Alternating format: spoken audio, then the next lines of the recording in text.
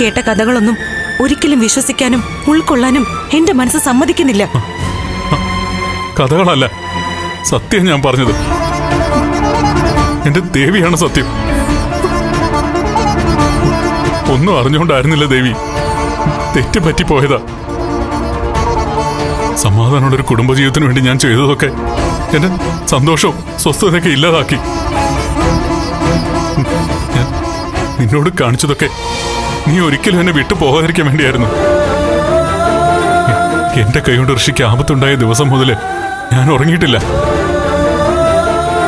കാര്യങ്ങൾ അറിഞ്ഞാ നീ എങ്ങനെ പ്രതികരിക്കുന്നുള്ള പേടിയുണ്ടായിരുന്നു എനിക്ക്. ഇസബെല്ലയും കെവിനും ഒക്കെ എനിക്ക് ധൈര്യം തന്നെ കൂടെ നിർത്തി. അതുകൊണ്ടാ ഞാൻ അവരോടൊപ്പം നിന്നത്.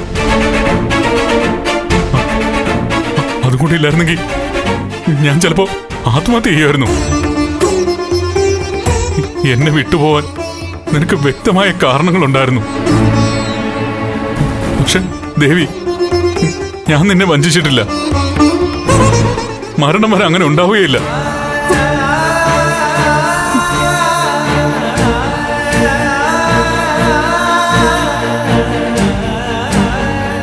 ആദ്യമായി നമ്മൾ തമ്മിൽ കണ്ടപ്പോ എത്രമാത്രം ആത്മാർത്ഥതയും സ്നേഹമായിരുന്നു എനിക്കുണ്ടായിരുന്നത്. അതേ സ്നേഹവും വിശ്വാസവും ഇപ്പോഴും ഉണ്ട്. ഒരിക്കലും ഒരു കാലത്തും കളങ്കപ്പെട്ടിട്ടില്ല എന്റെ മനസ്സ്.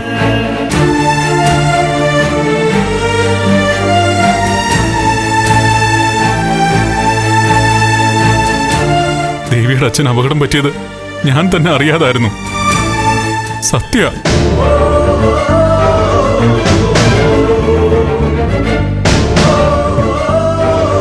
ദേവി, നീ എന്തെങ്കിലും എന്നോട് പറ പ്ലീസ്.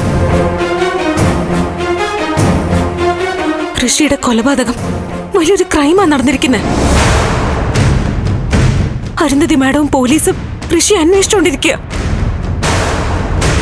ഇനി എന്ത് ചെയ്യാനാ തീരുമാനിച്ചിരിക്കുന്നത്? ഇനി എനിക്ക് എന്ത് സംഭവിച്ചാലും കുഴപ്പമില്ല. എല്ലാം നിന്നോട് പറഞ്ഞു കഴിഞ്ഞല്ലോ. അത് പറഞ്ഞിട്ട് കാര്യമില്ല. പോലീസിനോടും കോടതിയോടും ആ ന്യായം പറഞ്ഞ പോരല്ലോ.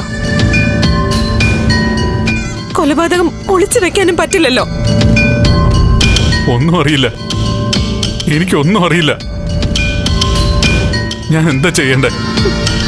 ദേവി പറ, അതുപോലെ ഞാൻ ചെയ്തോളാം.